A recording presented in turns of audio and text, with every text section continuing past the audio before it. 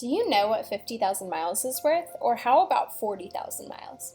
If you're new to credit card miles, stay tuned. Why? Because 50,000 miles can get you a round trip ticket from the US to Costa Rica or the Caribbean. Or if you're extra lucky, it can even score you a trip to Europe, just like it did for us. Not only can credit cards increase your credit score, but they can also take you to faraway places. One of the greatest life hacks we've ever come across. In this video, we'll share some of our insider secrets, how we've traveled the world for free, and how you can too. This is our travel journey.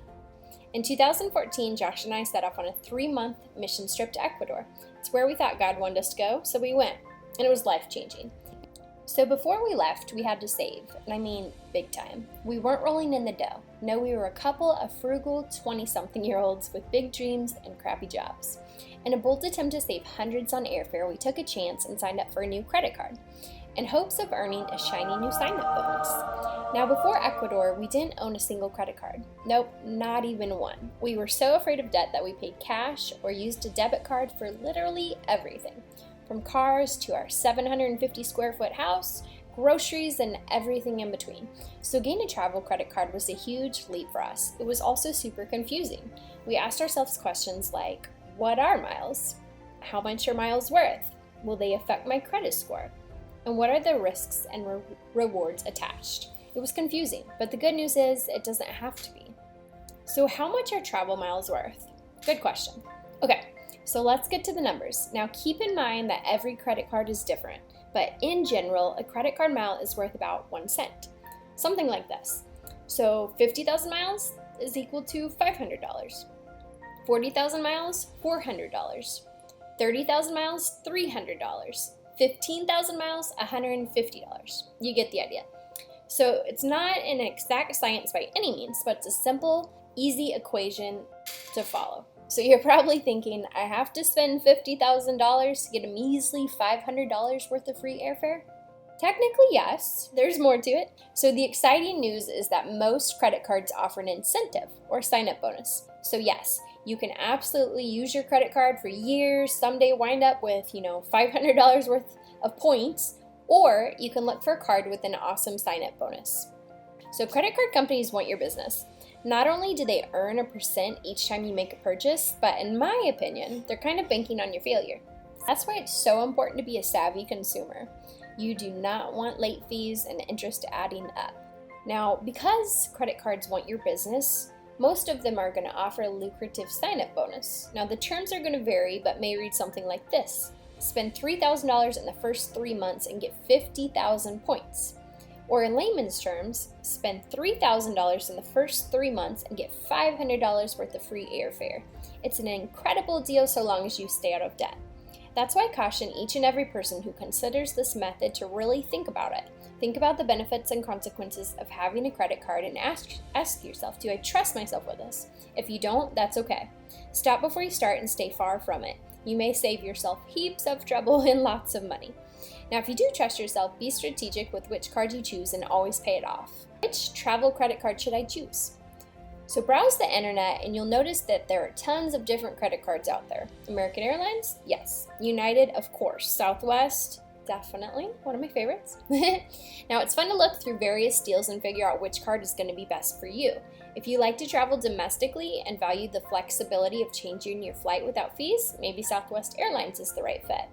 But if you're not tied down to one particular airline and want to travel internationally, I personally recommend choosing a credit card with lots of flexibility. Chase Sapphire is one of my absolute favorites for this reason. With a card like this, you can book your flight with any airline.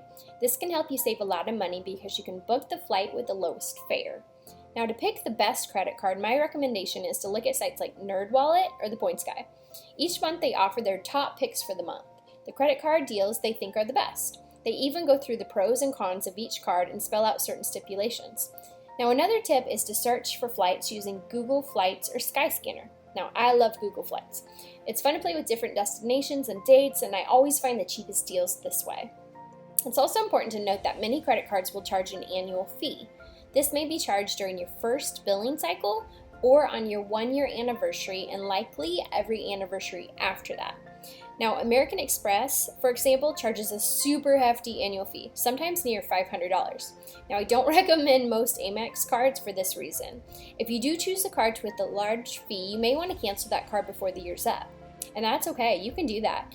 Now, if the fee wasn't charged during the first billing cycle, expect it on the year anniversary. So if you do choose a card like American Express, you may want to cancel that card before the year's up.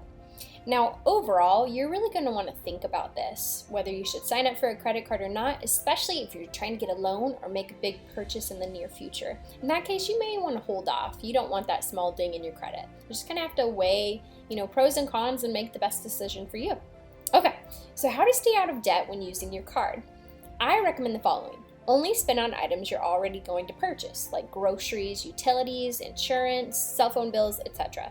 Use your card for those yearly expenses that you can't avoid, like your annual property taxes, vehicle registration fees, and more. Also, pay off your balance as often as you can. I like to make a payment at least once a week. And lastly, never leave a remaining balance at the end of the month. If that's not an option, at least make sure you've made the minimum payment to avoid hefty fees. Now, the key is to use your credit card as a tool to earn free miles, not to rack up a giant pile of debt. You can do this. You can fly around the world for free and stay out of debt, but you have to be smart about it. Okay, so on to your next adventure. The ability to achieve your dreams largely lies on your shoulders, and if you're like most people, that probably means a lot of hard work and sacrifice. But if traveling around the world is on your bucket list, like it is mine, why not take advantage of a major shortcut? You don't have to be rich to travel. But thanks to a lot of saving and the use of credit card miles, we've flown to Ecuador, India, Mexico, Spain, Florida, and many other destinations for free, and so can you. So I hope this guide was helpful, and we look forward to sharing more travel tips and tricks in the future, including more information on credit card miles.